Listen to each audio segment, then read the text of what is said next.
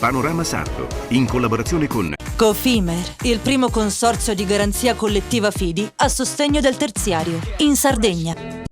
Con Remosa, l'energia green del futuro è di casa. Suentu, vini nuovi da terre antiche. Fratelli Cellino, la qualità è emozione. CNA, l'associazione degli artigiani e delle imprese italiane. Grafiche Ghiani, l'esperienza di una vita, l'innovazione più avanzata. SE Trand, settore ecologia, dal 1979 al servizio dell'ambiente in Sardegna.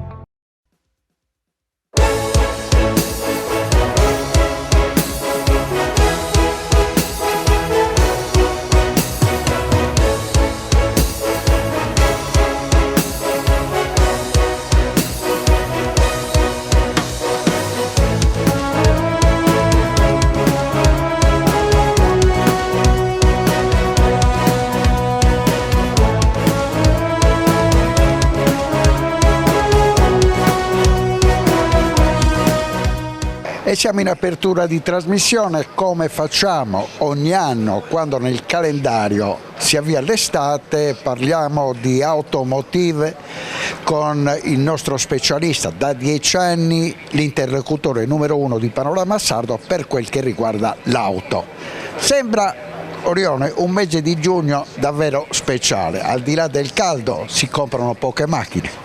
Non so se sia il caldo, però c'è un po' di rallentamento che già si vedeva a maggio, quindi non è l'estate che avanza. Sicuramente manca un po' di fiducia sul mercato e i clienti sono un po' incerti su cosa sia meglio acquistare, se sia il caso di acquistare. Si muove più l'usato del nuovo, come sempre quando c'è un pochino di avvisaglia di crisi. La notizia è che in questo mese di difficoltà aumentano i contantisti. Chi sono? Quelli che vanno a comprare l'auto in contanti, e questo è un problema per le concessionarie. Diciamo che la quota di clienti che vogliono comprare l'auto in contanti è in leggero aumento, perché in questi anni sono aumentati i tassi di interesse, per cui spesso il cliente non vede, fra virgolette, la convenienza, e se ha del denaro da parte preferisce, diciamo, acquistare pagando tutto subito. Per noi il problema è relativo, nel senso che comunque il cliente i soldi ce li dà. D'altro canto chi diciamo, si fa i conti e magari i contanti non gli bastano, cosa fa? Prolunga i tempi di acquisto. Siccome la voglio pagare in contanti, non la compro adesso, la compro tra un anno, una volta che li ho messi da parte. Il finanziamento è la stessa cosa, solo che non li metti da parte e poi compri, ma li paghi volta per volta. Quindi il problema è che l'aumento dei contantisti, al di là del fatto che noi si faccia meno finanziamenti e quindi ci sia anche una minore marginalità legata ai premi variabili delle case, c'è il fatto che il cliente non acquista finché non li ha tutti, mentre il finanziamento serve ad anticipare i tempi di acquisto. Quindi per noi è un segnale leggermente cattivo. I tassi poi stanno diminuendo, sono diminuiti molto dal picco di un anno fa. Guerre a parte, sembra che possano scendere ancora, per cui sarà più semplice per il cliente non guardare il mezzo punto, il punto e mezzo, le differenze che ci possono essere tra tenere i soldi sotto il materasso in banca investiti da qualche parte o pagarci la macchina, perché poi il problema è sempre quello: se calano quegli strumenti finanziari del piccolo risparmiatore, il cliente non vede interesse a tenersi bot o le azioni bancarie, magari riscatta quei suoi risparmi e li usa per comprare la macchina. Andiamo all'attualità. 4 regioni, Piemonte, Veneto, Lombardia, Emilia e Romagna, dal 1° ottobre avranno un grande problema, anzi è iniziato il conto alla rovescia. L'Euro 5, le macchine che sono datate 2009-2015 non potranno più circolare in queste regioni nei centri superiori ai 30.000 abitanti. Ma allora, questa norma di cui si discute perché il ministro Salvini, che l'ha firmata 2 anni fa, adesso dice che non la vuole più firmare, non vuole prorogare. Il problema è legato al tasso di inquinamento nelle regioni più popolose, e nei centri urbani più congestionati. Ovviamente sappiamo che il trasporto urbano, soprattutto quello fatto da auto privata, soprattutto quello fatto da auto private vecchie, magari a gasolio, magari con scarsa manutenzione, quindi con alta fumosità allo scarico, fanno parte di questa quota di inquinamento, per cui si è voluto limitare la circolazione ai centri abitati di vetture molto inquinanti. Il problema sorge nel momento in cui chi abita fuori dalla città usa la macchina per arrivarci e poi da qualche parte deve muoversi. È chiaro che ci vorrebbero delle soluzioni, cioè allungare i tempi non risolve. Se questi signori non sono in grado di acquistare una macchina nuova o comunque usata ma più nuova di quella di 15 anni che hanno, in qualche modo dovranno fare.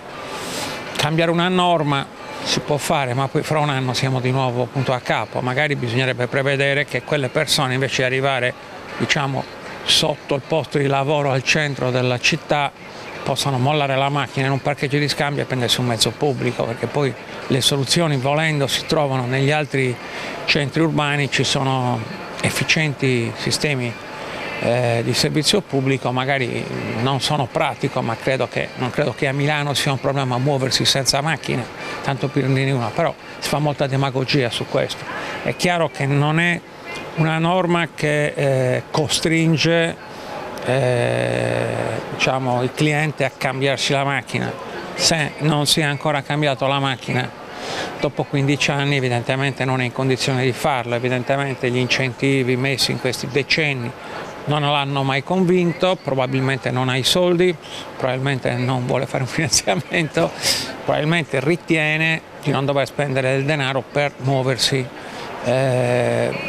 Secondo me sono tutte questioni puramente demagogiche, perché poi si passa dall'eccesso di dire io la macchina elettrica da 50.000 euro non me la posso comprare, mi tengo la vecchia 1 diesel. Magari ti compri una macchina di 7-8 anni usata e hai risolto il problema. Quindi c'è molta demagogia sia da chi diciamo, cavalca questo malcontento, sia anche da chi si culla nel fatto che si possa aspettare ancora per allungare questo brodo della transizione ecologica. Si va per gradi e allora se c'è una macchina di quelle che ogni tanto vediamo che col fumo di scarico evidente, che quindi è chiaro che è molto inquinante, passa una leggermente meno inquinante, non aspettare che ci sia la soluzione magica, la famosa auto che non inquina mai, non esiste, anche quelle elettriche inquinano quando le producono, quindi il problema non si pone secondo me.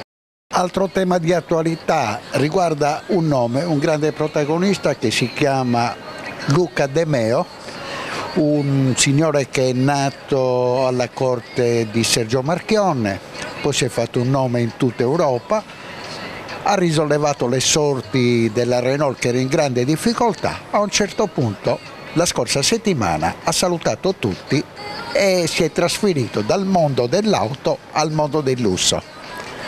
Ma su questa notizia, premesso che insomma, un manager di grande valore può permettersi di cambiare casacca come ha fatto più volte nel mondo dell'auto, se ha deciso di cambiare settore avrà voluto provare una nuova sfida, avrà magari visto un mondo con guadagni più alti per i manager. La maggior parte dei commentatori se n'è andato De Meo, l'auto europea è morta, i toppi fuggono prima che la nave affondi. A me mi sembra una grande stupidaggine. Io credo che se è come quando un calciatore abbandona un campionato nazionale per andare a giocare in un altro campionato, non è che gli diciamo te ne vai dall'Italia, vai a giocare in Premier League, quindi il campionato italiano è morto. No, lì lo pagano di più, probabilmente più sfidante. Sappiamo che sta andando a guidare un gruppo che è in difficoltà, lui è un uomo di marketing, probabilmente ha raccolto una sfida più grande. Non è che non vale più Renault, non vale più il mercato europeo, ci sono anche lì tutta una serie di commenti, perdonatemi, da bar molto ignoranti. A me leggere i giornali e vedere commentatori in teoria qualificati che la buttano sul se n'è andato De Meo, quindi il mercato europeo è morto. Ma de che? Ricordiamoci che i manager cinesi, gli ingegneri cinesi, sono cinesi di stipendio, ma sono tutti europei, americani. Evidentemente gli hanno offerto una cifra più alta, magari non ha voluto andare a guadagnare di più in un altro mercato e ha cambiato settore, mi sembra una cosa più che normale. Dottor Orione, ci avviamo alle conclusioni.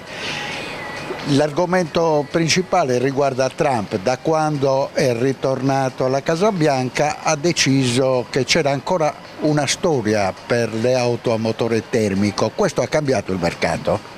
Ma per il mercato europeo fortunatamente Trump ancora conta poco. Probabilmente per il mercato statunitense sì, ricordiamoci che negli Stati Uniti, tranne la California, tutti gli altri stati sono ben più indietro del mercato medio europeo. In Italia, che le auto elettriche rappresentano oggi circa il 5%, siamo più avanti dalla media degli Stati Uniti.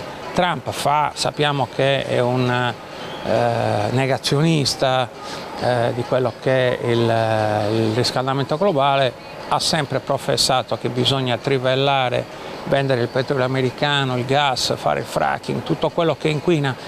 E passatemi il termine, chi se ne fotte dei nipoti, ci interessa stare bene a noi adesso, quindi lui sta parlando a questa pancia del paese, quella che gira con i grossi pick-up 8.000 a benzina, e il problema del riscaldamento globale per lui non è un problema, è un pressapochismo demagogico che influenzerà il mercato americano. Lui ha tolto i contributi, ha già detto che la norma californiana, che è simile a quella europea, cioè che dal 2035 non si potrà più girare con le auto termiche, non vale niente, lui la norma la cancellerà.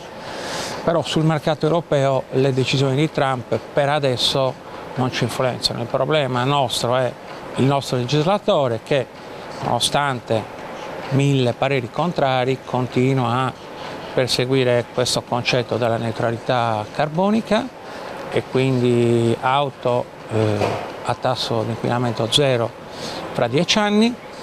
Ci sono 10 anni, vediamo cosa succede, nel frattempo magari Trump muore pure e noi prendiamo altre decisioni. Questo è molto prematuro. L'unico vero problema è che tutti questi discorsi e queste enfatizzazioni di questi discorsi confondono il cliente che oggi deve comprare la macchina e quindi non sa cosa comprarsi perché fra 10 anni. Questo è il vero problema, tant'è che il mercato è lento. Abbiamo un mese di giugno molto brutto come immatricolazione sia a livello nazionale che a livello locale, perché la gente ascolta tutte queste campane e la fa più difficile di quanto sia. Oggi ti compri una macchina, fra 10 anni non sai neanche quale macchina si potrà acquistare, quindi comprala oggi, non aspettare 10 anni per vedere cosa succede. Questo è un po' il problema vero.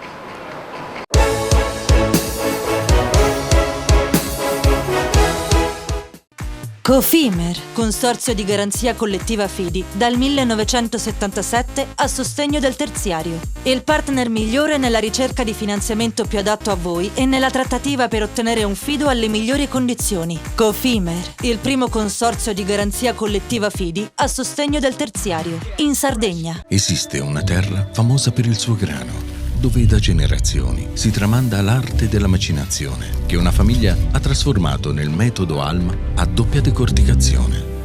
Alma, dal latino anima, perché macina solo l'anima del chicco, quella più pura, che dà alla pasta un colore brillante e un gusto intenso. Così nasce la nuova pasta Cellino. Fratelli Cellino, Mastri Mugnai, dal 1955. Remosa, in attività in Sardegna dal 1955. Oggi è leader nazionale nello sviluppo del progetto Idrogeno Verde. Con Remosa, l'energia green del futuro è di casa. Difficile rapporto con le banche? Conta su CNA. CNA, l'associazione degli artigiani e delle imprese italiane.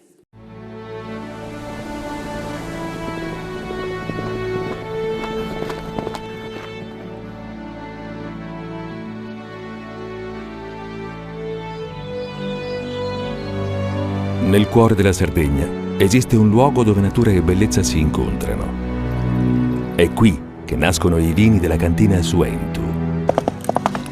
Suentu, vini nuovi da terre antiche. Fai impresa, la fai bene, meriti credito. Le garanzie diventano importanti. Il fondo di garanzia agevola il tuo accesso al credito. Se una banca ti presta denaro, hai garanzia a prima richiesta. Se ottieni 100, la garanzia copre fino a 80. La maggior parte delle garanzie è gratis. Il dettaglio sul sito spheres.it. Siamo la più grande industria tipografica della Sardegna. Dall'81 stampiamo tutte le tirature, su tutti i supporti e con le tecnologie più avanzate del settore, garantendoti elevatissima qualità e la più totale dedizione e cura. Grafiche Ghiani, l'esperienza di una vita, l'innovazione più avanzata. Setrand, settore ecologia. Mettiamo a disposizione la nostra struttura organizzativa fornendo un valido supporto per la gestione dei rifiuti speciali pericolosi e non pericolosi. Grazie agli impianti innovativi e al costante sviluppo tecnico recuperiamo oltre il 70% dei rifiuti da noi gestiti. Dal 1979 al servizio dell'ambiente in Sardegna.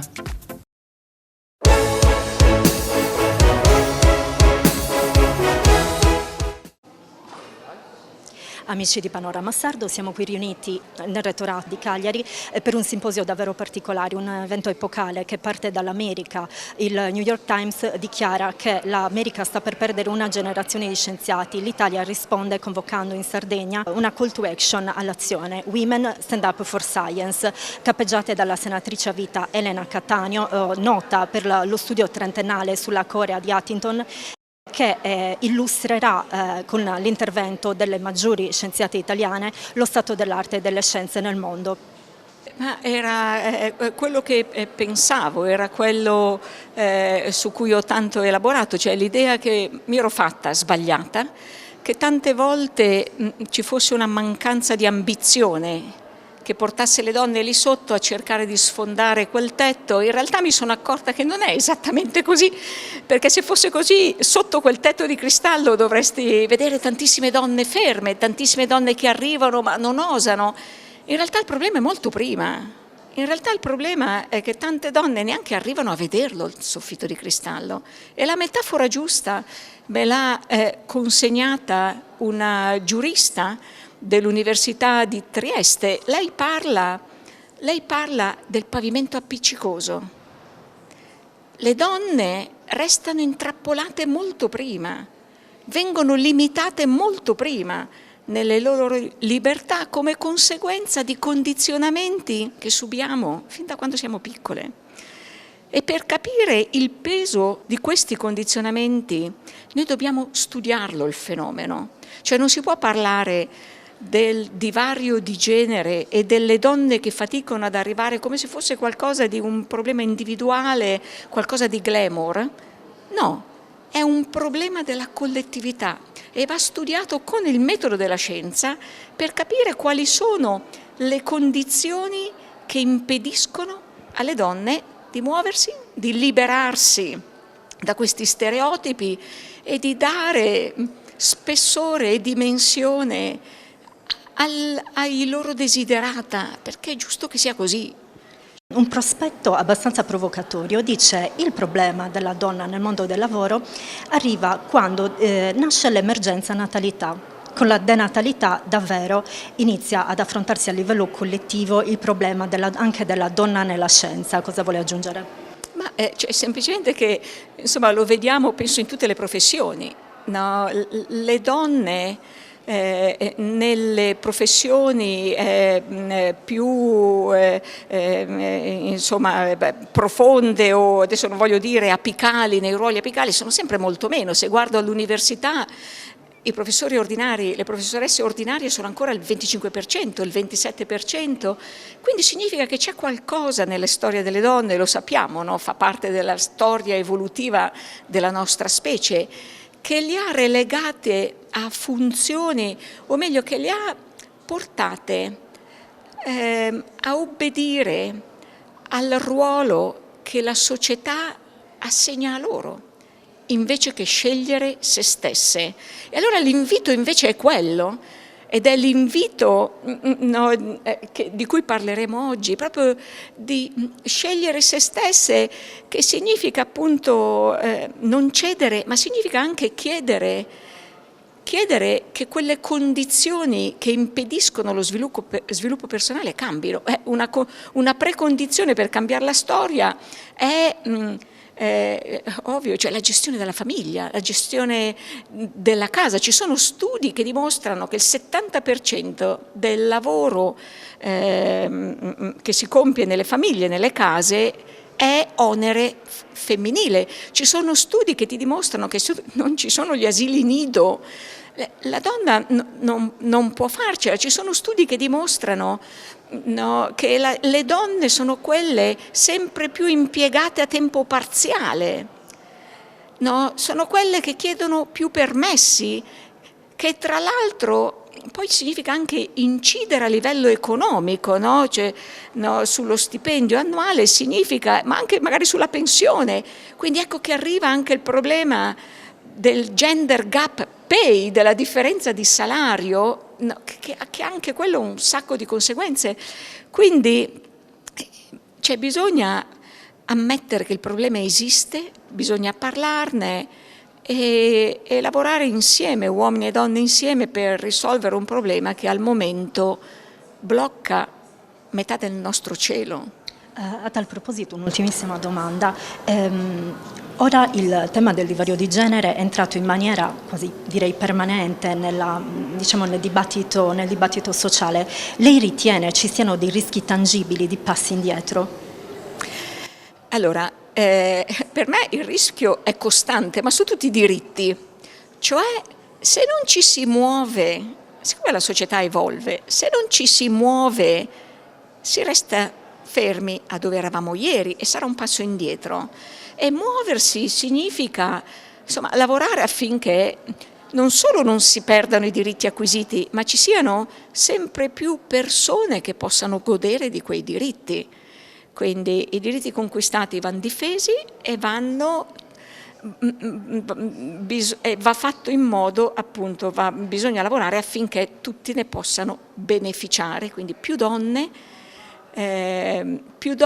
disposte e pronte a mettersi in campo. Non c'è nessun motivo per rinunciare, non c'è nulla di biologico che possa essere discriminante per una donna per il solo fatto di essere donna verso le sue ambizioni. Non c'è proprio nulla di diverso dal punto di vista biologico dall'essere uomo o donna nel tema di capacità e di sviluppo cognitivo.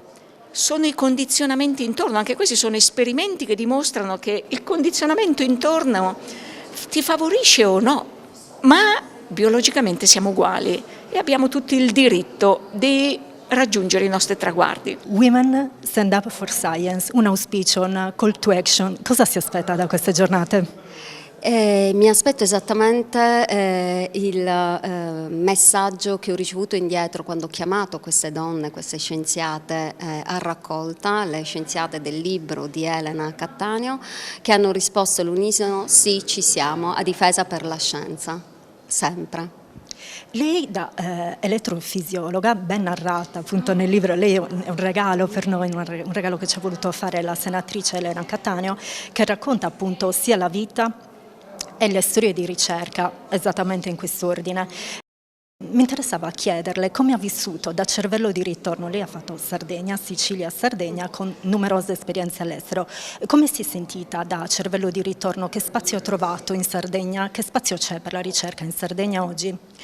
Allora, io sono tornata molti anni fa.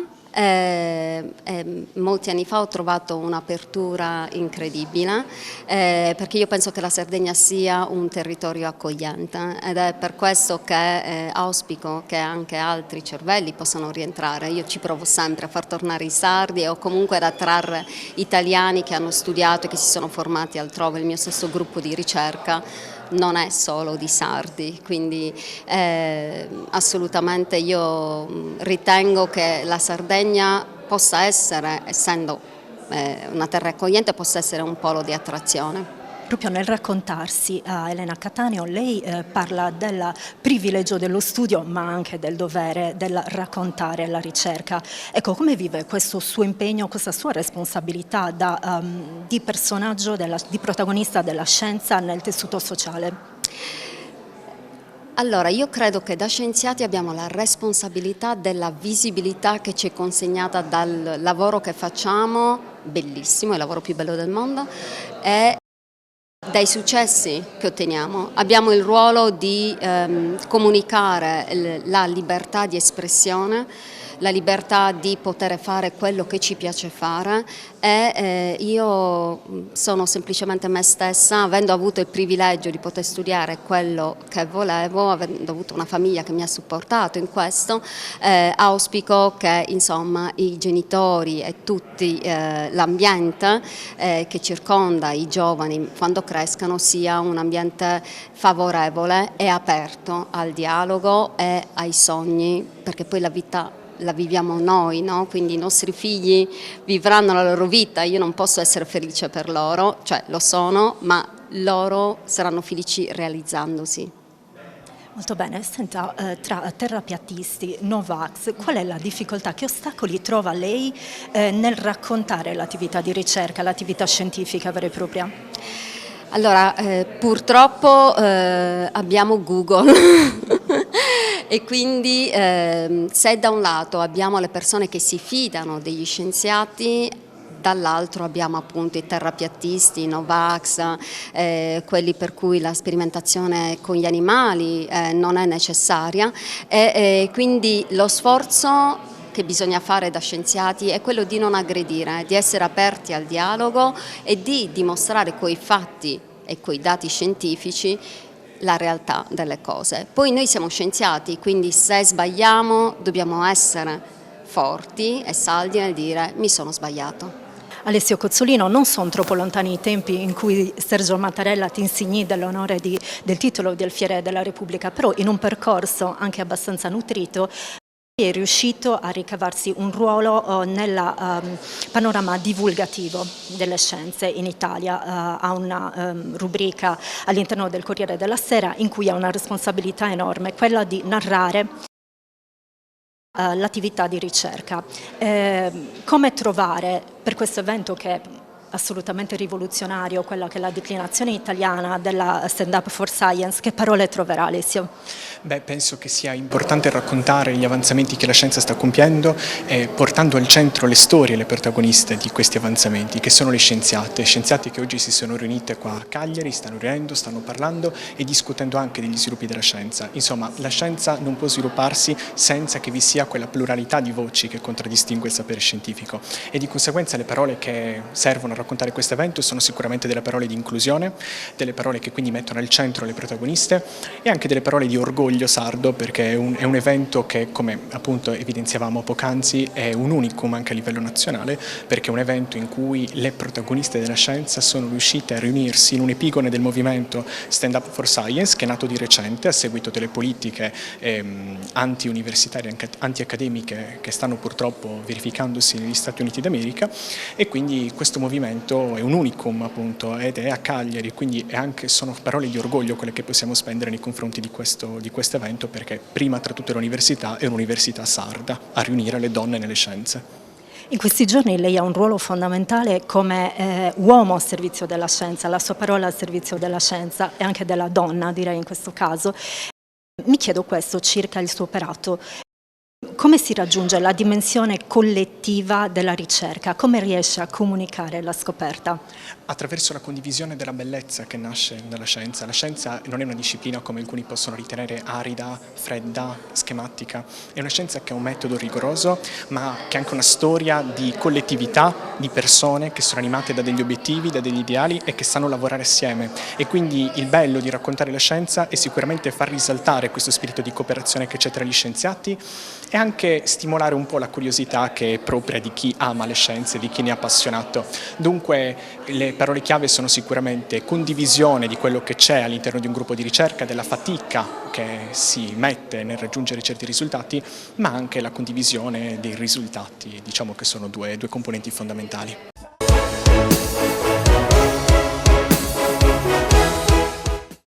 Cofimer, consorzio di garanzia collettiva Fidi, dal 1977 a sostegno del terziario. Il partner migliore nella ricerca di finanziamento più adatto a voi e nella trattativa per ottenere un fido alle migliori condizioni. Cofimer, il primo consorzio di garanzia collettiva Fidi a sostegno del terziario, in Sardegna.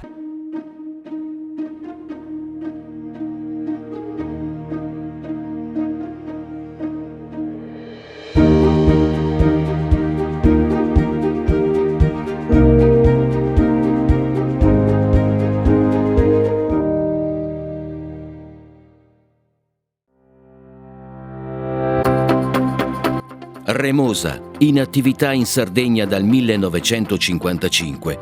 Oggi è leader nazionale nello sviluppo del progetto Idrogeno Verde. Con Remosa, l'energia green del futuro è di casa.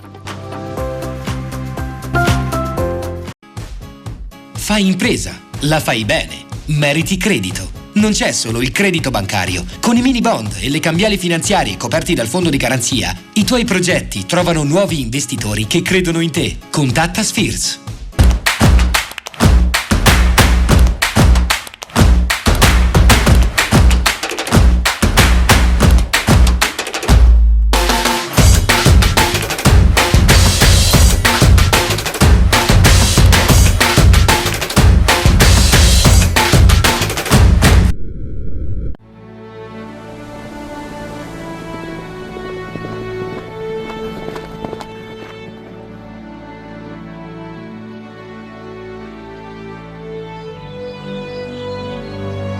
Nel cuore della Sardegna esiste un luogo dove natura e bellezza si incontrano. È qui che nascono i vini della cantina Suentu.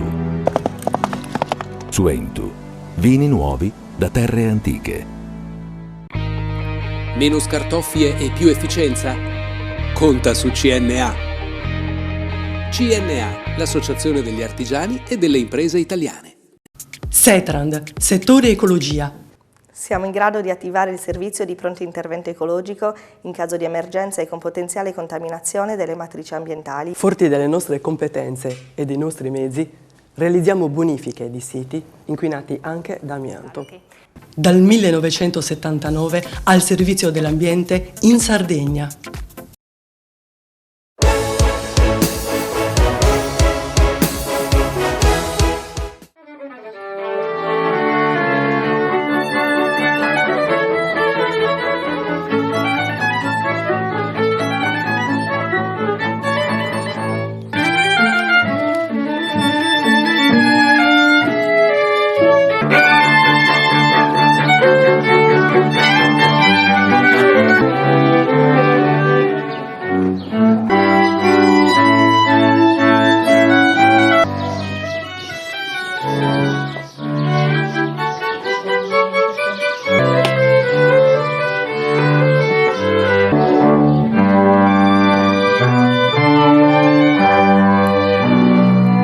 Panorama Sardo non è voluto mancare alle 3 giornate da tutto esaurito per l'evento Trigu Festival della Filosofia a Villa Urbana, in un'epoca che tende a privilegiare le discipline tecniche e si prepara a confrontarsi con un domani dominato dall'intelligenza artificiale. La cittadina al confine tra Campidano di Oristano e la Marmilla, che ha dato i natali il 21 ottobre 1870 al grande filosofo sardo Antioco Zucca, si è distinta per una scelta controcorrente, promuovendo un percorso di studio e riflessioni per coltivare il pensiero.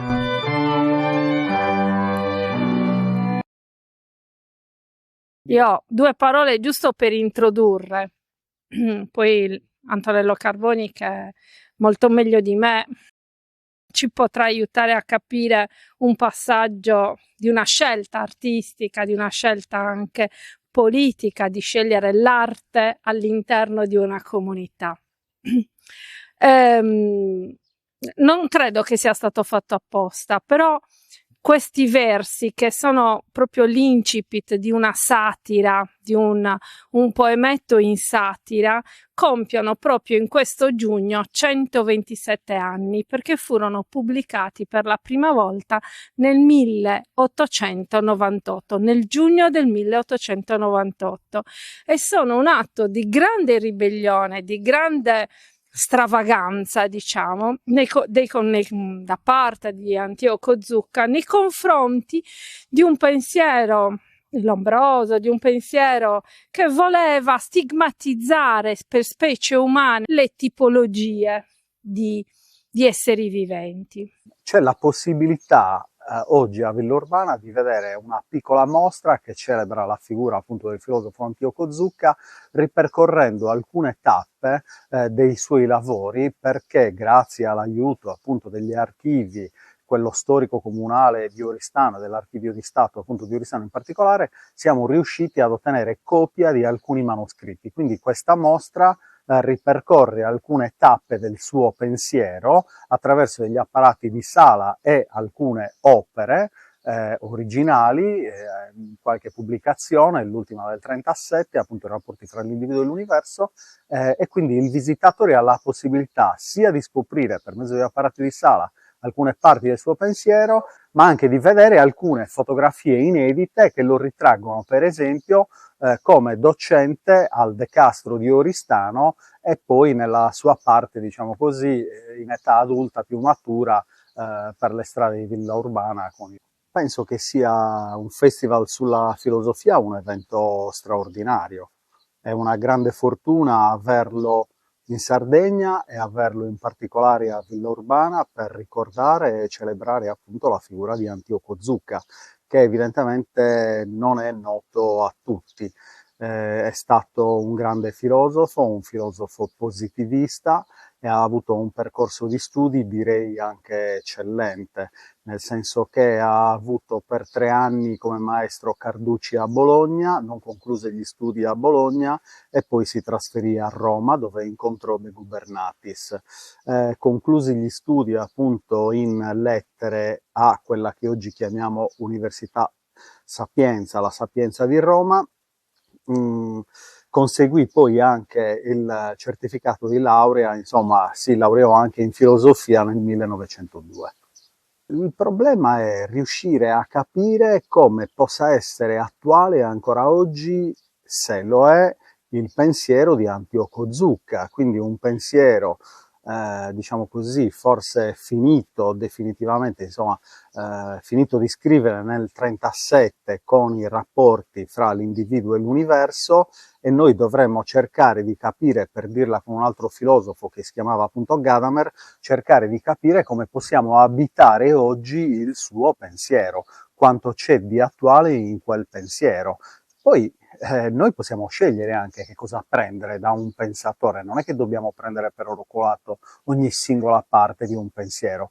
Ci può piacere una riflessione, una speculazione, lui ha indagato in particolare il bene e la verità, noi la possiamo prendere e abitare oggi in un modo probabilmente anche un po' diverso, ecco, da quella originale del filosofo Antioco Zucca. Un uomo straordinario che era il mio agente letterario, è stato il mio primo agente letterario, un uomo incredibile, coltissimo, che ha fatto la carriera di tantissimi scrittori italiani.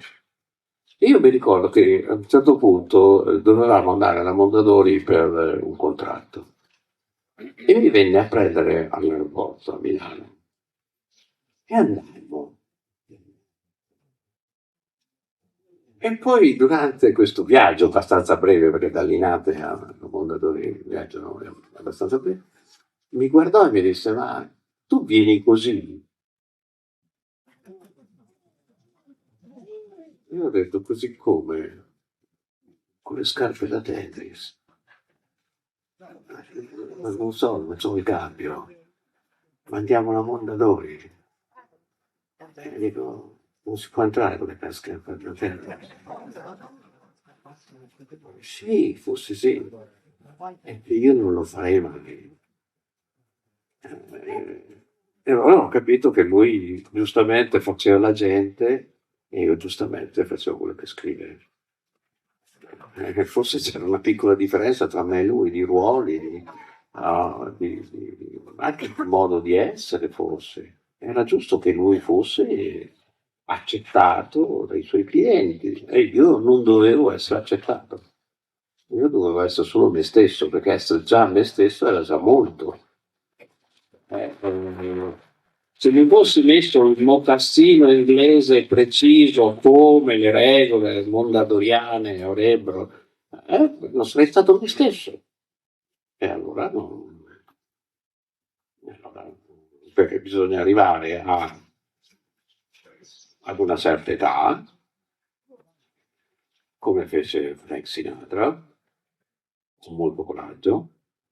Non so, ne potete pensare anche molto male di quell'uomo, a parte la sua voce che era. E lui cantò e interpretò una canzone non facile, no? Che è My Way. Perché è una canzone che dice And now the end is near, e adesso la fine è vicina. Non era proprio una canzone da farsi 4 risate, no? Perché stava dicendo io sono vecchio e sento che i miei giorni sono finiti.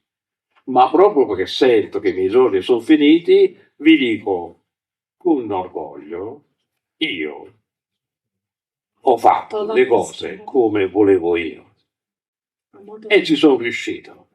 Punto. Non è la regola per tutti, è stata la mia regola. Lo dico perché sono vicino alla morte. Non lo puoi dire a 20 anni o a 40 con le più belle donne che ti fanno la corte, con le belle feste di Hollywood o a New York, eccetera, eccetera. È troppo facile. Le cose non si fanno mai in maniera facile, è un delitto. Poi quando cominci a tirare le reti e c'hai quella paura che ti dice ma quante altre volte verrò in Sardegna? Noi lo Me lo chiedo, ma non è drammatico, perché l'ho conosciuto da ragazza. Andavamo a Carlaforte a far seratone, ma che ne sapete voi? Ne abbiamo fatte più di Carlo in Francia, ma era meraviglioso. Perché? Perché andavi lì e non sapevi quando tornavi indietro. Sono successe varie cose. Però ci sono andato io lì. Non so, capito? Cercavamo un orizzonte e lo ringrazio, quel gesuita che mi ha dato degli anticorpi. Ho capito da ragazzo che c'era qualcosa che non andava. Non sapevo in che modo, perché non avevo strumenti, non avevo possibilità. Lui era un padre eterno, era un uomo molto influente, un uomo cultissimo, non era così. Quindi prima di metterlo in discussione ci ho pensato, ho detto, ho pensato che ci avesse ragione, che cosa si dovesse fare. Però piano piano c'è qualcosa che dentro la tua mente ti costruisce il contrario, ti aiuta a dire, ma tu la pensi così? Ci si può chiedere perché c'è stata così scarsa attenzione in Sardegna verso Antioco Zucca, che è stato l'unico filosofo sardo del Novecento. Ce n'era uno solo, e però è stato completamente dimenticato. Quali sono state le ragioni? Le ragioni possono essere molteplici. Una di queste è la corrente filosofica, quella del positivismo, alla quale sembrava avesse aderito. In realtà il pensiero di Zucca è molto più mobile, è molto più vario di quanto non si possa credere. Aggiungerei anche il fatto che c'è una dimensione di sardità che non è stata adeguatamente esplorata e che effettivamente ha meritato questa 3 giorni dedicata al pensatore di Villa Urbana. Qual è questa dimensione sarda? Beh, innanzitutto, a mio parere, è questo straordinario amore per la riflessione filosofica coniugato per esempio all'amore per la poesia, delle opere filosofiche scritte in versi. Io mi chiedo quanti filosofi ci sono stati in Italia che abbiano fatto un lavoro di questo tipo. Non ne conosco altri, se non dei poeti che hanno filosofato, ma non dei filosofi che hanno poetato o che si sono espressi in versi, va bene, nel loro pensare. E quindi già questa connessione è molto caratteristica, ecco, dell'essere pensatori sardi, e c'è stato lui.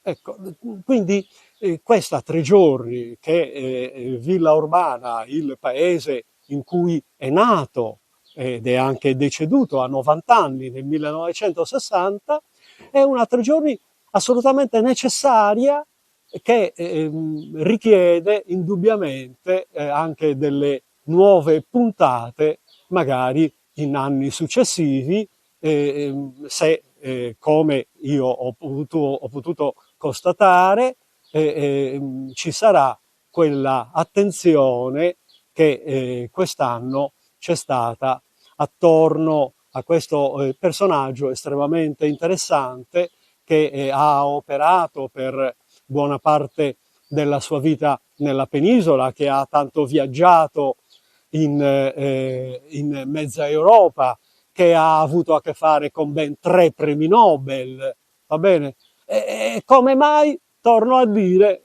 ci sia stato un così lungo oblio, però si è anche verificato il grande interesse che tutti hanno potuto constatare, e ci si augura che possano esserci delle puntate successive. La scelta di realizzare un festival della filosofia nasce dall'esigenza di incontrarsi in tempi in cui le persone ormai si allontanano, le persone si chiudono nelle loro vite e escludono il contatto e il confronto con gli altri. Quindi abbiamo sempre maggiore bisogno di questi momenti, quindi il festival nasce con questo scopo, con l'intenzione proprio di riavvicinare le persone non solo tra di loro ma anche al pensiero e all'introspezione, perché come vediamo spesso ci si interroga sempre meno e si vive di stereotipi, quindi con un pensiero sempre più profondo forse si è in grado anche di superare quelle che sono le criticità del nostro tempo, come ad esempio abbiamo parlato molto di quello che sta accadendo adesso in scenari un po' non tanto lontani da qua, per cui se riuscissimo davvero a collaborare, a parlare, a dialogare tra noi, potremmo evitare situazioni come quelle che si stanno verificando ad esempio in Medio Oriente. Iniziativa certamente meritevole, perché dei filosofi sardi si sa poco, e tra l'altro sono anche pochi. Pochi paesi possono vantarne uno della statura di Antioco Zucca. Posso fare qualche riferimento a Collinas o a Gadoni, per dire, però Zucca è una personalità dal punto di vista culturale di prestigio non semplicemente italiano, ma direi europeo. Ha avuto la possibilità, la volontà, la capacità di misurarsi con grandi filosofi del suo tempo, tedeschi, francesi, italiani, e la traiettoria filosofica che lui ha proposto certamente merita considerazione ed attenzione. Quello che soprattutto è importante in Zucca è la sua volontà nell'avviare un percorso di studi, di approfondimenti filosofici, culturali in generale, devo dire anche letterari, che sono di insegnamento oggi anche alle nuove generazioni. La volontà e l'impegno nello studio, il rifiutare il pressappochismo, il dilettantismo, il proporre un pensiero severamente logico, severamente improntato ad un fondamento sia logico sia culturale, ad una prospettiva di concezione del mondo interessante, è certamente uno di quegli aspetti che in Sardegna meritano di essere rivalutati, riportati anche come esempio alle nuove generazioni, riproposti per la loro validità e la loro attualità. Zucca certamente è stato un grande pensatore che merita questo recupero dal passato per vederlo anche in alcuni aspetti della sua filosofia come un passatore attuale. Io sono Walter Secci, segretario dell'Associazione Città della Terra Cruda, che è un'associazione di comuni, e il comune di Villa Urbana, proprio a seguito della partecipazione al bando che ha finanziato il progetto Trigo, ci ha coinvolto in un progetto di rigenerazione urbana. In questi giorni abbiamo affrontato i temi appunto dell'abitare qui a Villa Urbana, quindi attraverso uno staff composto prevalentemente da architetti abbiamo documentato il patrimonio storico edilizio proprio di Villa Urbana.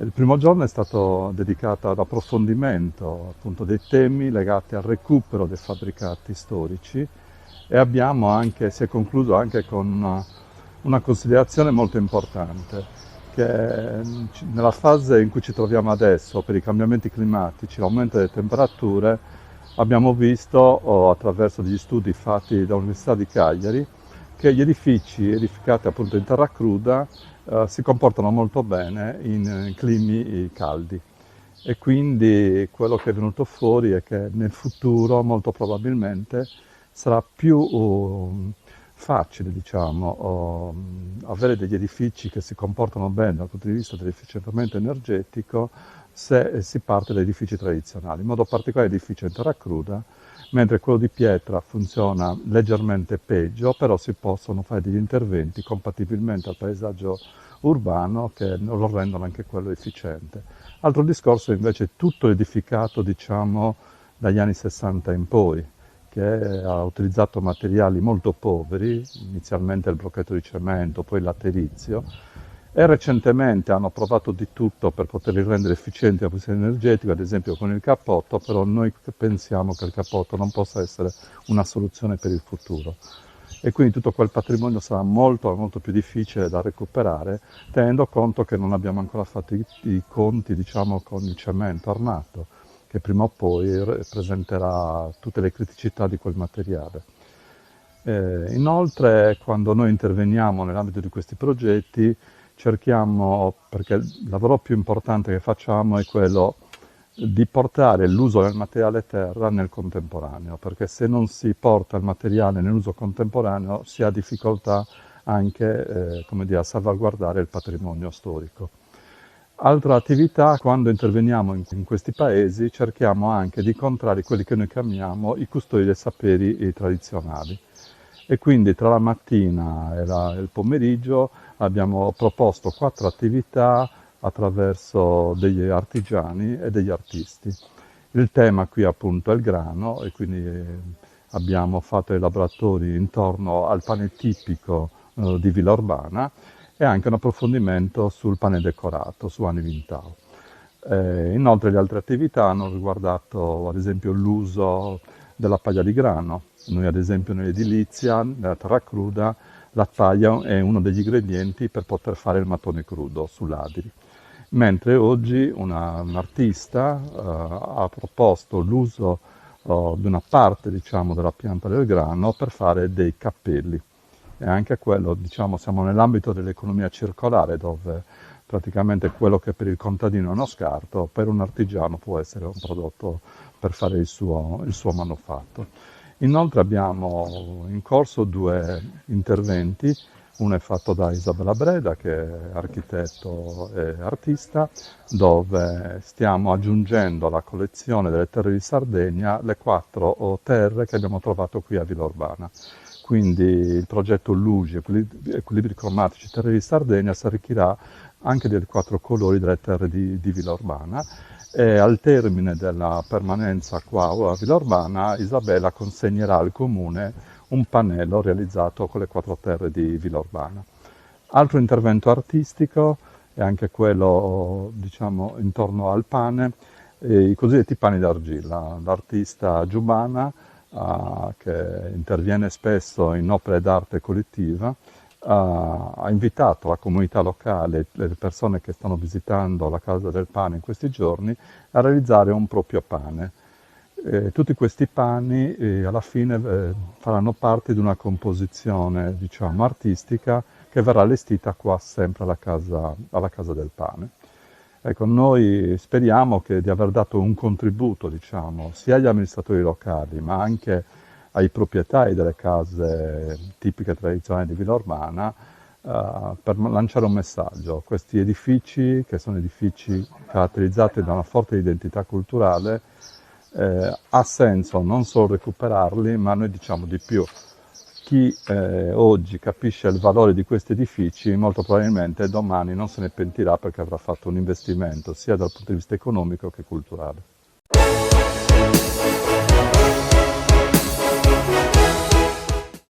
Cofimer, consorzio di garanzia collettiva Fidi, dal 1977 a sostegno del terziario. Il partner migliore nella ricerca di finanziamento più adatto a voi e nella trattativa per ottenere un fido alle migliori condizioni. Cofimer, il primo consorzio di garanzia collettiva Fidi a sostegno del terziario, in Sardegna.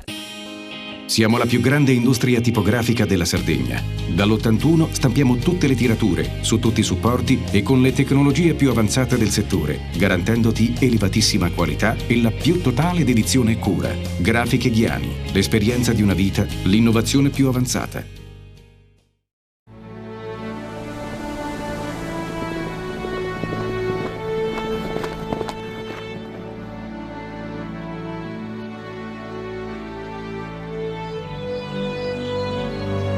Nel cuore della Sardegna esiste un luogo dove natura e bellezza si incontrano. È qui che nascono i vini della cantina Suentu. Suentu, vini nuovi da terre antiche. Nessuno lotta per la tua impresa? Conta su CNA. CNA, l'associazione degli artigiani e delle imprese italiane. Remosa, in attività in Sardegna dal 1955. Oggi è leader nazionale nello sviluppo del progetto Idrogeno Verde. Con Remosa, l'energia green del futuro è di casa. Fai impresa, la fai bene, meriti credito. Le garanzie diventano importanti. Il fondo di garanzia agevola il tuo accesso al credito. Se una banca ti presta denaro, hai garanzia prima richiesta. Se ottieni 100, la garanzia copre fino a 80. La maggior parte delle garanzie è gratis. I dettagli sul sito sfirso.it. Fratelli Cellino, mettiamo la nostra qualità in buone mani. La farina per i professionisti. Nuovo mulino, nuove farine. Setrand, settore ecologia. Mettiamo a disposizione la nostra struttura organizzativa fornendo un valido supporto per la gestione dei rifiuti pericolosi e non pericolosi, in linea con la nostra certificazione EMA. Dal 1979 al servizio dell'ambiente in Sardegna.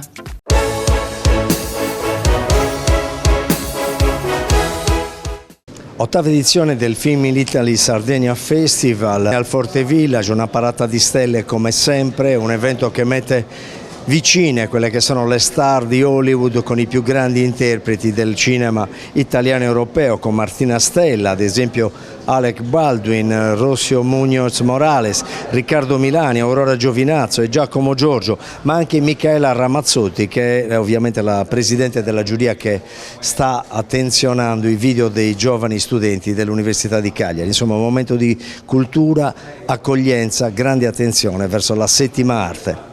Sono 8 anni, Film in Italy Sardegna è diventato uno dei festival più attesi e più importanti nel panorama internazionale, ormai ci dedicano anche dei pezzi all'estero parlando di come riusciamo a fare questo ponte tra l'America e l'Italia, quindi è diventato proprio un bridge per gli attori, i registi di essere qui e questo mi piace molto perché comunque se ne parla, cioè tutti quelli che vengono poi fanno un passaparola e comunque quindi questo fa sì che ogni anno abbiamo più talent, più registi e quindi sono molto contenta di dare il benvenuto a Gia Coppola, a Luke Wilson, a Ezra Miller, a Shea Wiggum, a Pom Clementef, a veramente Jane Seymour, Simon Baker, insomma grandi attori del panorama internazionale, sembra quasi girare un film con tutti questi ospiti che sono qui oggi, è una mission impossible anche questa. È un territorio meraviglioso e siamo anche contenti che molte volte i produttori che invitiamo abbiano questo in testa, cioè di andare a vedere le bellezze che offre la Sardegna, e questo è successo molte volte, per poi anche avere l'idea di girare in questi territori meravigliosi, perché è proprio questo anche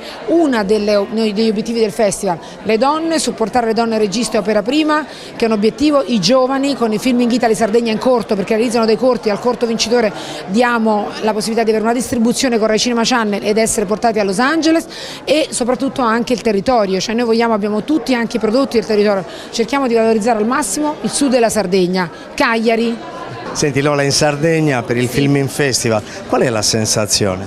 La sensazione è di molta gratitudine e molta emozione, perché ormai sono quasi 20 anni che vengo con diversi show e diversi spettacoli in Sardegna, ma definitivamente il filming è qualcosa di magico, esserci sempre, portare anche nuova musica. Oggi infatti starò interpretando Who I Am, che è una canzone, una versione nuova di mambo italiano, así que giusta per il festival, per il glamour, per la magia che quest'arte ci propone ogni volta, no? Insomma, la Sardegna ti piace? Amo la Sardegna, amo lo spirito della gente, amo la spiaggia, amo la bellezza selvaggia che ha la Sardegna.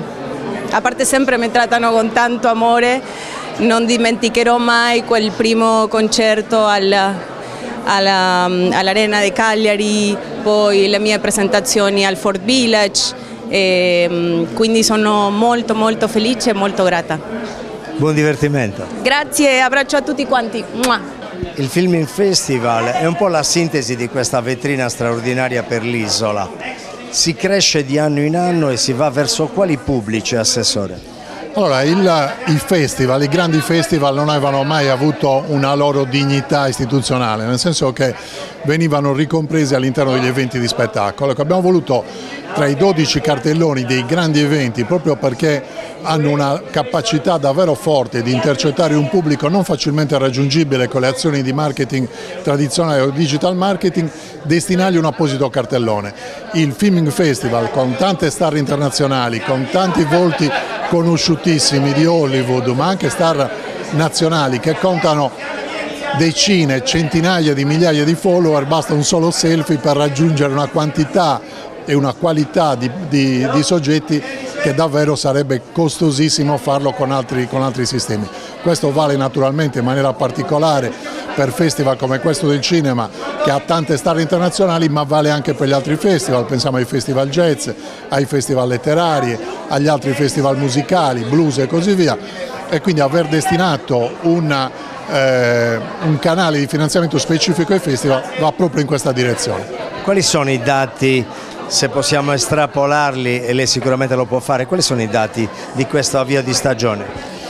Allora, l'anno scorso abbiamo avuto una crescita davvero eclatante, 15,4% non era mai successo nella regione Sardegna di un anno rispetto all'altro, quindi pensare di poter avere ulteriori incrementi è sicuramente ottimistico. Già mantenere questo numero di 19 milioni circa di presenze sarebbe estremamente significativo, consolidarlo, però devo dire che i dati, che ancora non abbiamo quelli sulle presenze ma abbiamo quelli sugli arrivi negli aeroporti e nei porti sardi, vanno in questa direzione, consolidamento ma anche già leggero incremento, quindi diciamo che siamo ottimisti perché si possa migliorare già quello che è stato un record storico per la Sardegna.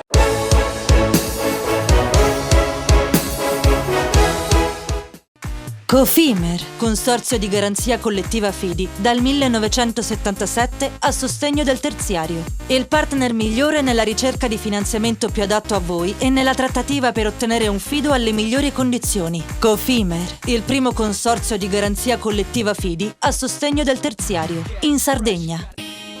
Siamo la più grande industria tipografica della Sardegna. Dall'81 stampiamo tutte le tirature, su tutti i supporti e con le tecnologie più avanzate del settore, garantendoti elevatissima qualità e la più totale dedizione e cura. Grafiche Ghiani, l'esperienza di una vita, l'innovazione più avanzata.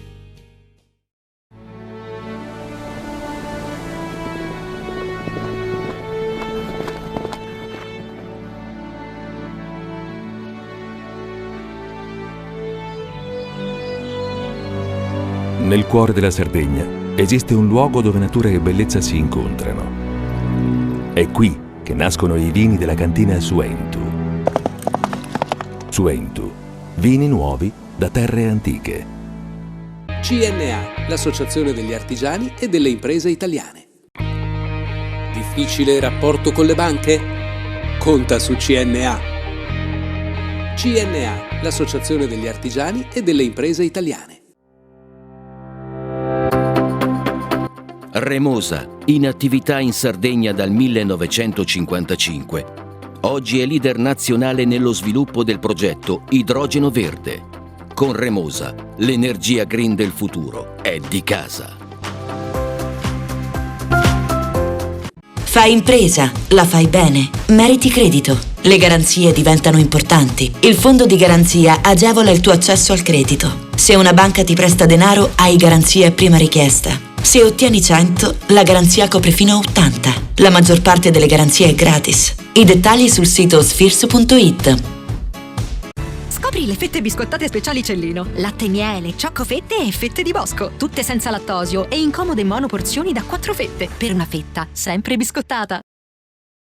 Setrand, settore ecologia. Mettiamo a disposizione la nostra struttura organizzativa fornendo un valido supporto per la gestione dei rifiuti pericolosi e non pericolosi, in linea con la nostra certificazione EMA. Dal 1979 al servizio dell'ambiente in Sardegna.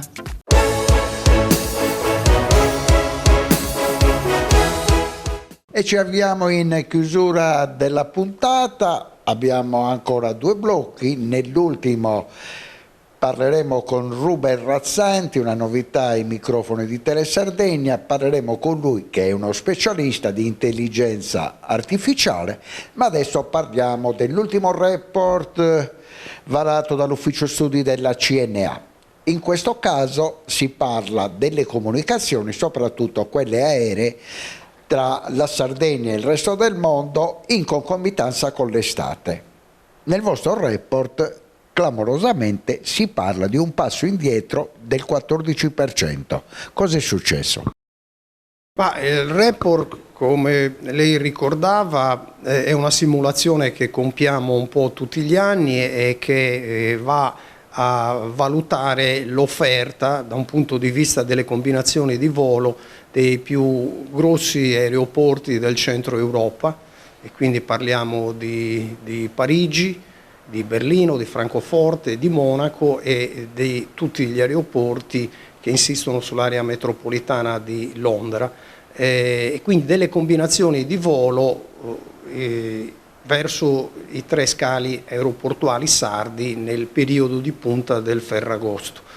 Questa simulazione l'abbiamo compiuta anche quest'anno e tiene conto delle combinazioni di volo, dei voli diretti, dei prezzi, e viene messa peraltro anche in comparazione con la stessa offerta, prendendo a riferimento gli stessi parametri per quanto riguarda le regioni che si affacciano sul Mediterraneo, che sono nostre competitor, quindi Baleari, Cipro, Corsica, Algarve, Costa Adriatica, Sicilia e Creta.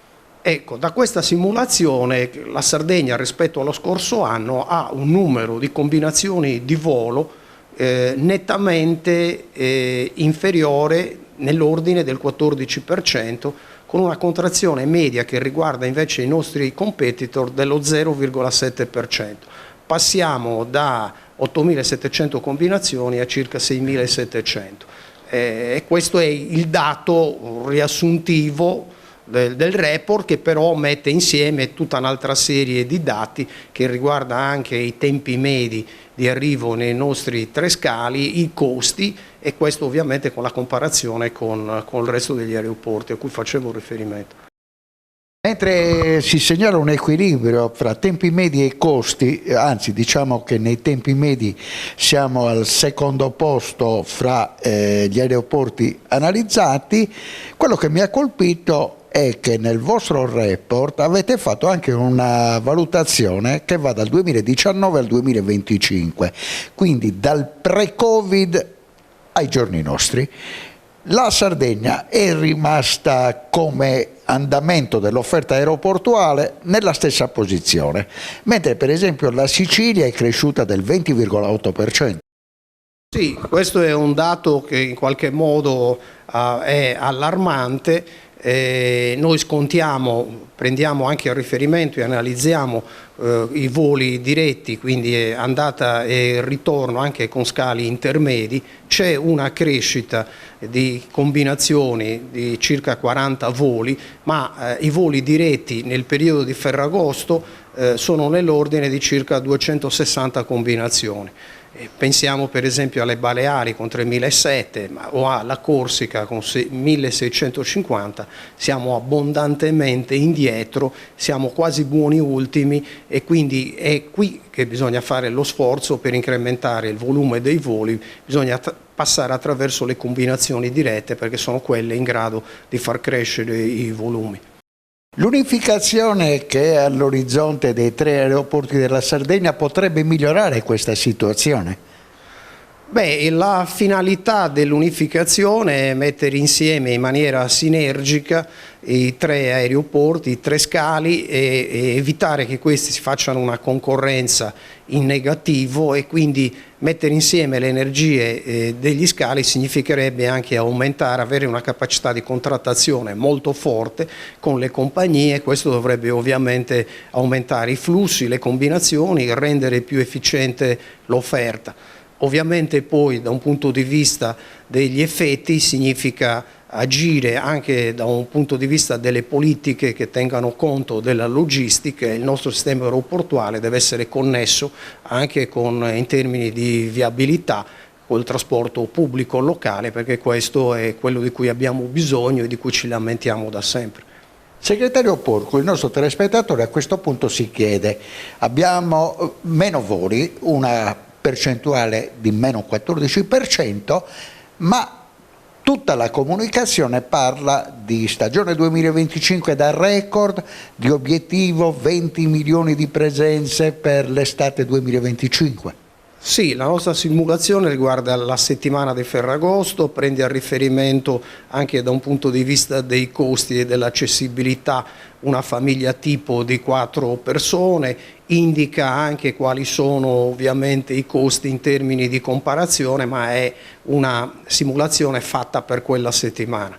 I dati ci dicono che la stagione turistica è iniziata in maniera davvero molto ma molto positiva, c'è un flusso che noi ovviamente ci auspichiamo prosegua anche nei mesi di punta e ovviamente si protragga anche oltre ai classici mesi di luglio e di agosto. Ovviamente le incognite sono tante e riguardano la situazione geopolitica e anche tutta una serie di inciampi che da qui alla fine della stagione potrebbero verificarsi. Auspichiamo di no, ma dato la guerra, l'intervento americano in Iran, la possibilità che ci siano dei contraccolpi anche soprattutto per la parte che riguarda il volo aereo, sono elementi che potrebbero influenzare l'andamento di una stagione che, come dicevo, nella fase iniziale ha dati straordinariamente positivi.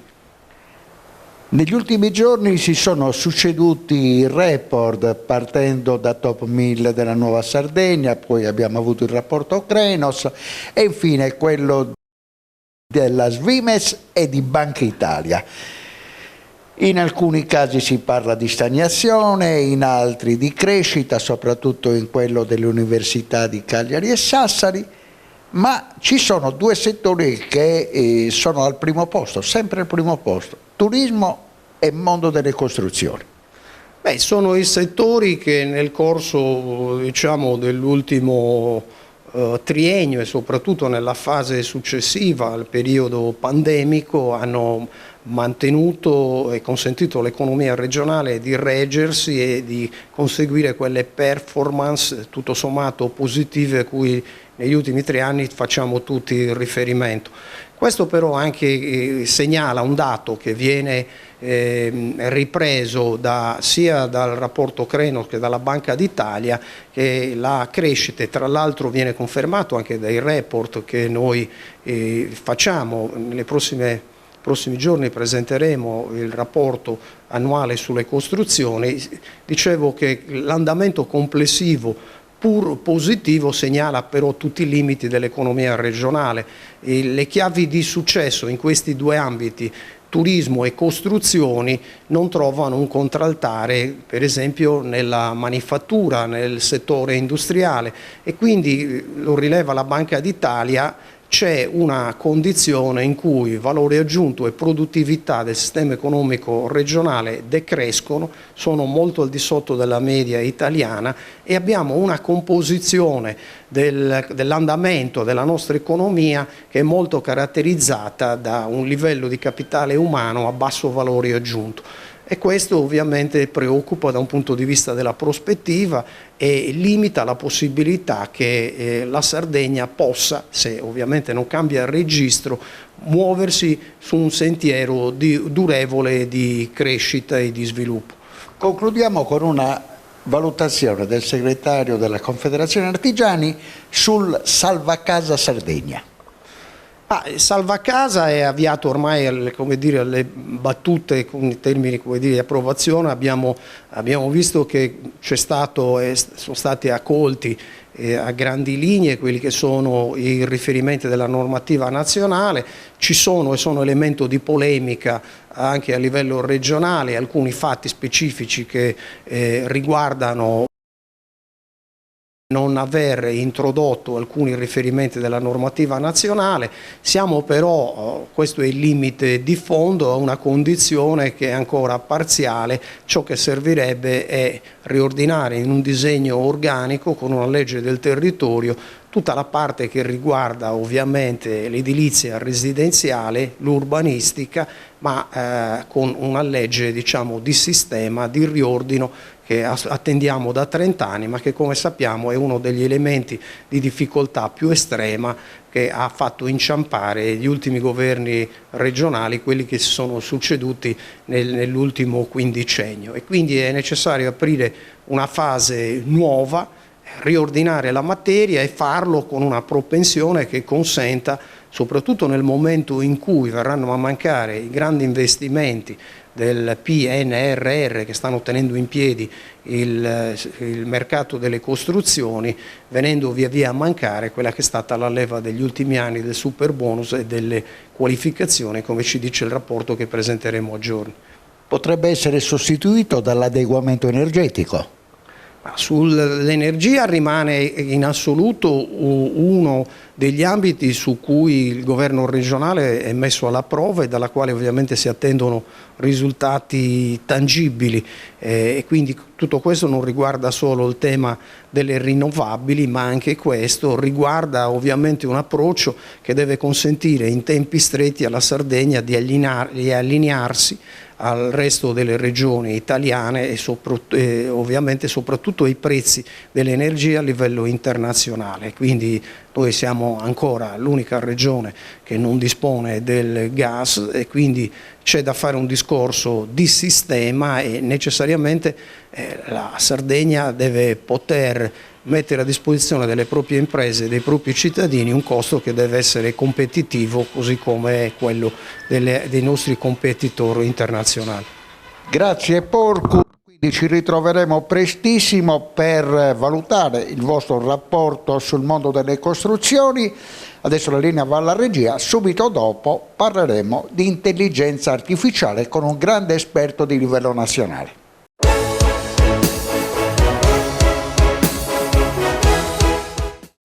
Cofimer, consorzio di garanzia collettiva Fidi, dal 1977 a sostegno del terziario. Il partner migliore nella ricerca di finanziamento più adatto a voi e nella trattativa per ottenere un fido alle migliori condizioni. Cofimer, il primo consorzio di garanzia collettiva Fidi a sostegno del terziario, in Sardegna.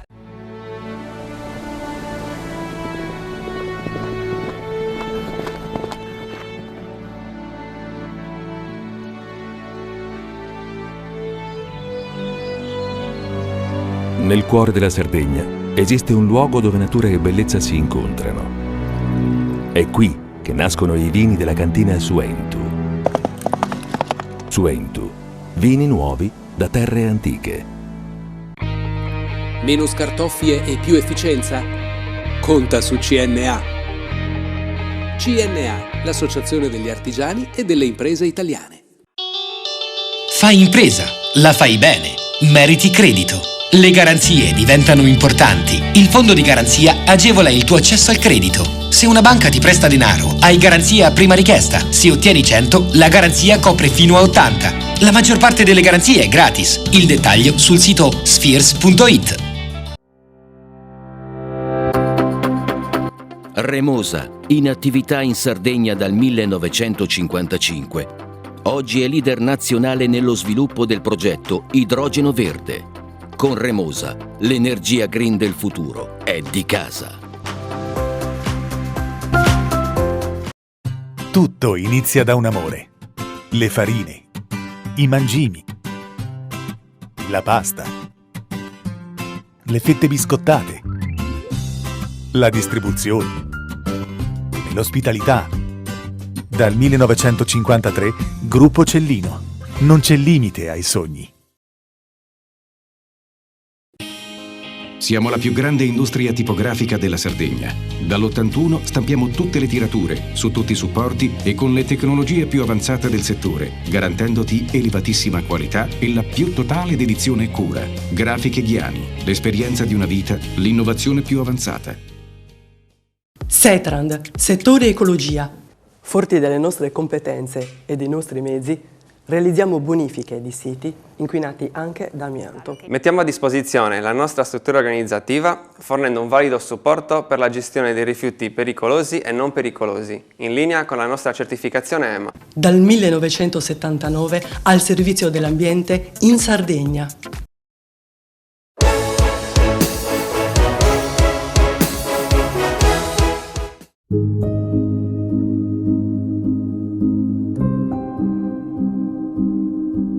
In chiusura di trasmissione, nuovo appuntamento in Confcommercio per la serie di incontri promossi con i protagonisti del mondo dell'economia nazionale.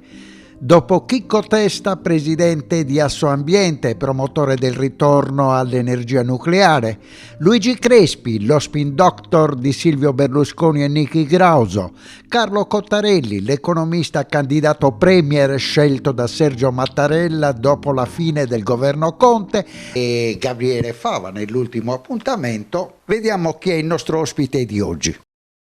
Sono Ruben Razzante, professore di diritto dell'informazione all'Università Cattolica di Milano, editorialista di importanti quotidiani nazionali, quelli del gruppo QN, Rifeser, la Gazzetta di Parma e altri.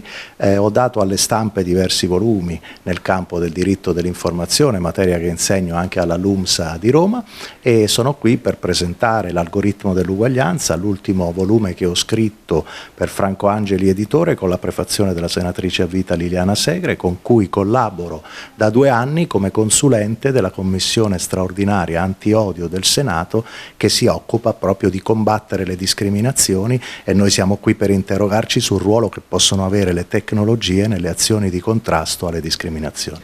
Nel dettaglio e nel particolare si parla di intelligenza artificiale. L'intelligenza artificiale è il focus delle mie ultime ricerche scientifiche, accademiche sul tema del ruolo che possono avere gli algoritmi nelle azioni di contrasto alle disuguaglianze, quindi per affermare un corretto rapporto tra uomo e tecnologia.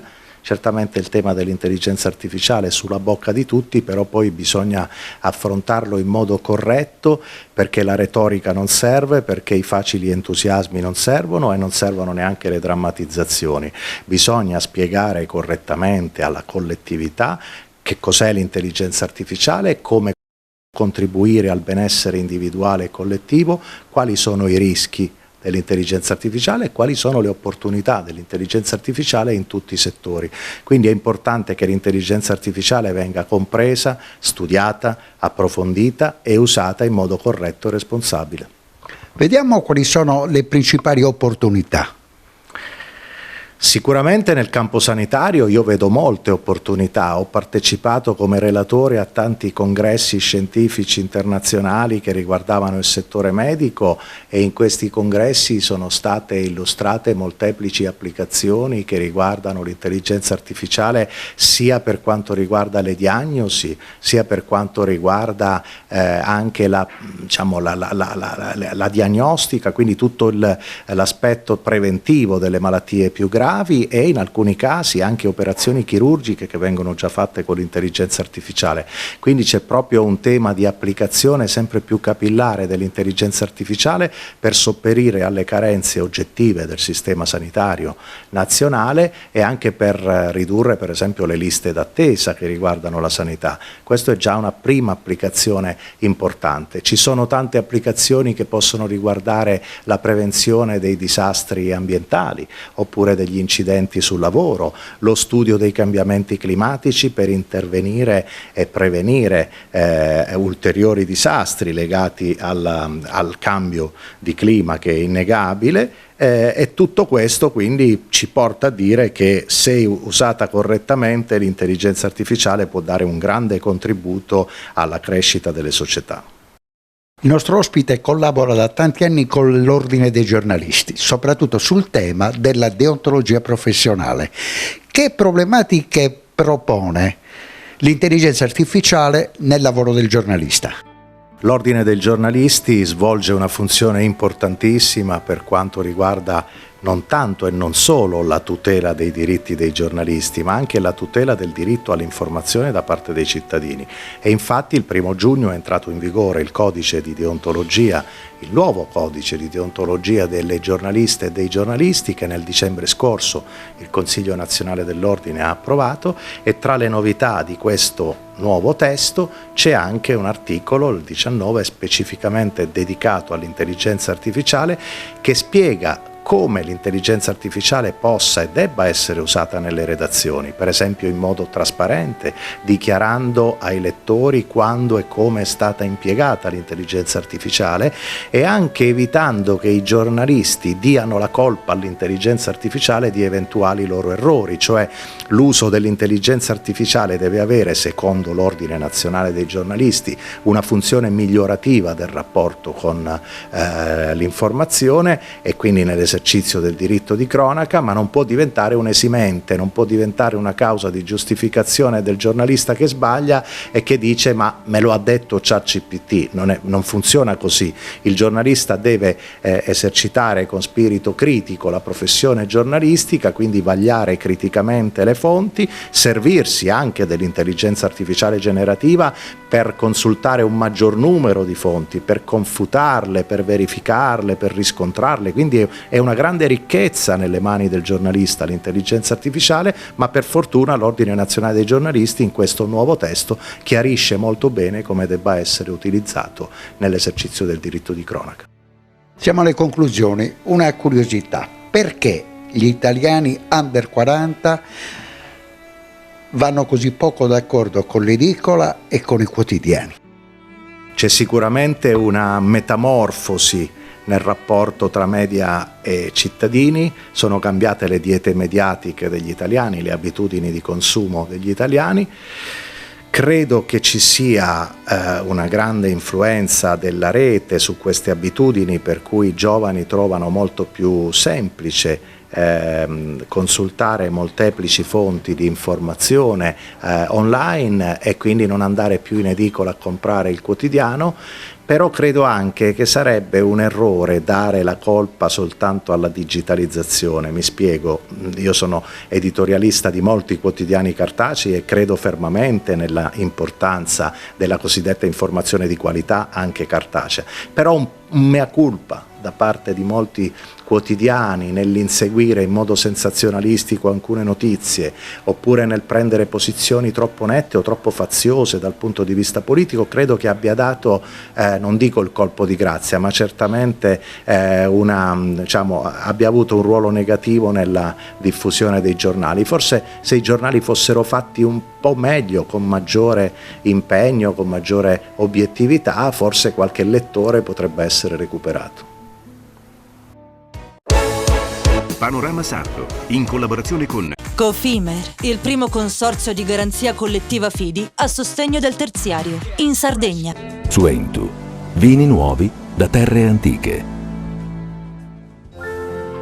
Fratelli Cellino, la qualità è emozione. Con Remosa, l'energia green del futuro è di casa. Grafiche Ghiani, l'esperienza di una vita, l'innovazione più avanzata. CNA, l'associazione degli artigiani e delle imprese italiane. SE Trand, settore ecologia, dal 1979 al servizio dell'ambiente in Sardegna.